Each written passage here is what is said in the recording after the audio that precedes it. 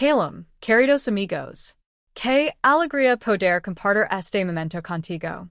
Hoy vamos a adentrarnos en el Salmo 140, un clamor profundo de David en medio de la persecución, cuando ese silencio rodeado por personas malintencionadas, por palabras que herían como flechas.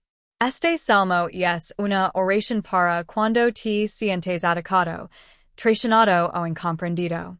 Si alguna vez has sentido que hablan mal de ti, que conspiran en tu contra, este mensaje es para ti. Escuchemos con reverencia la palabra. Librame, oh Dios, del hombre malo. Guardame de los hombres violentos, los cuales maquinan males en el corazón, cada día urden contiendas. Acusaron su lengua como serpiente, veneno de víbora, hay debajo de sus labios. Selah.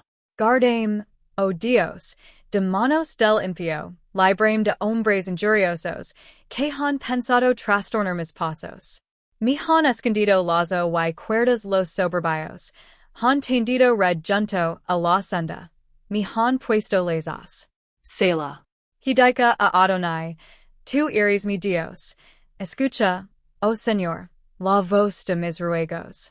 Dios, Señor, fortaleza de mi salvación, tú cubres mi cabeza en el día de batalla.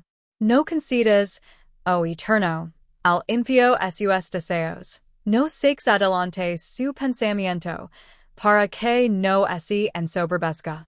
Selah. En cuanto a los que me rodean, la maldad de sus propios labios cubrirá su cabeza. Caerán sobre los brazos, serán echados en el fuego. El hombre deslenguado no será firme en la tierra, el mal cazará al hombre injusto para derribarlo.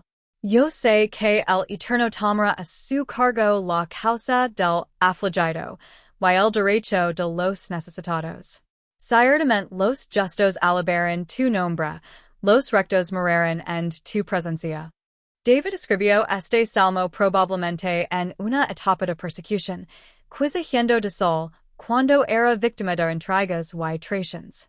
No solo era una persecución física, sino emocional y espiritual. Las palabras eran armas.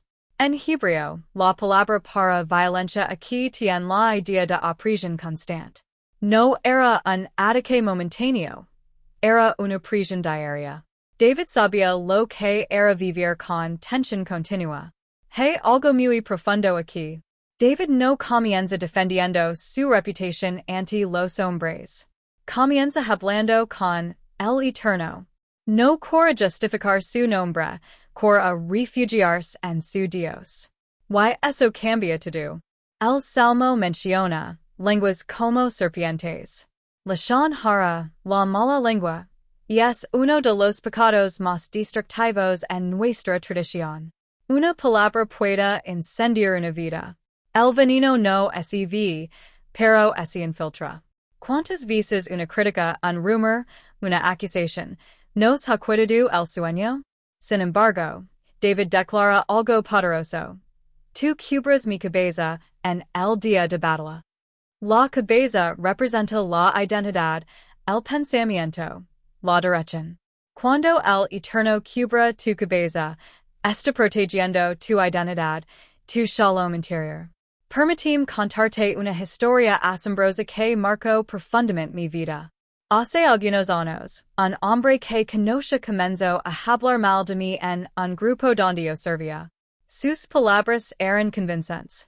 Personas que me conocen comenzaron a mirarme diferente.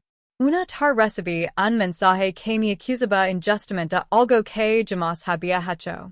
Sentí un fuego en el pecho. Quería defenderme, enviar audios, escribir largos textos, exponer pruebas. Esa noche abrí este mismo salmo. Y cuando le hidaika al el Eterno, tú eres mi Dios, escucha la voz de mis ruegos, sentí una convicción fuerte. Ser el teléfono. No respondí. Le dije al Eterno, tú eres mi escudo, entonces defiéndeme tú. Paran semanas de silencio incómodo, pero algo impresionante ocurrió.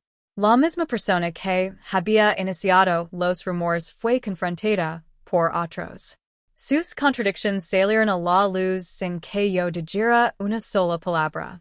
Tiempo después, uno de los que dudó de mi vino y mi dijo, ahora entiendo. Tu silencio habló más fuerte que cualquier defensa. Ese día entendí el poder del Bitajón, la confianza absoluta. El eterno toma la causa del afligido. No siempre rápido. No siempre como queremos. Pero lo hace. Este salmo también apunta proféticamente al maquillaje.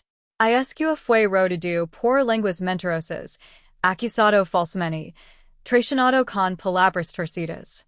Sin embargo, no respondió con violencia. Su confianza estaba en el Padre. Nos mostró el camino del dominio propio, del corazón firme.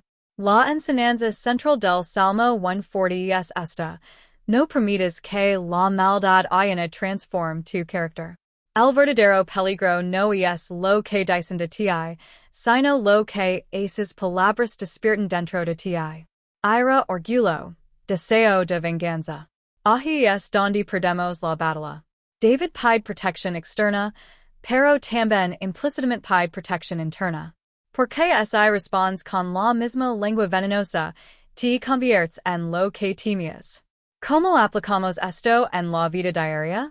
Primero, cuando escuchas que hablan mal de ti, de ton antes de reaccionar. Respira. Ora.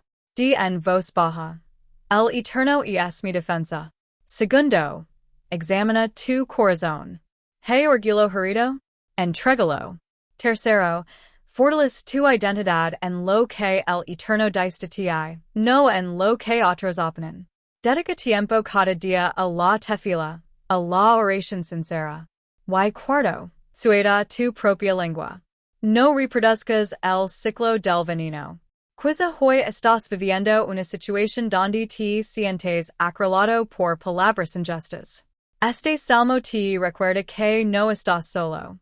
El eterno cubra tu cabeza en el día de batalla. Él es tu fortaleza. Permite que esta experiencia transforme tus malas cualidades.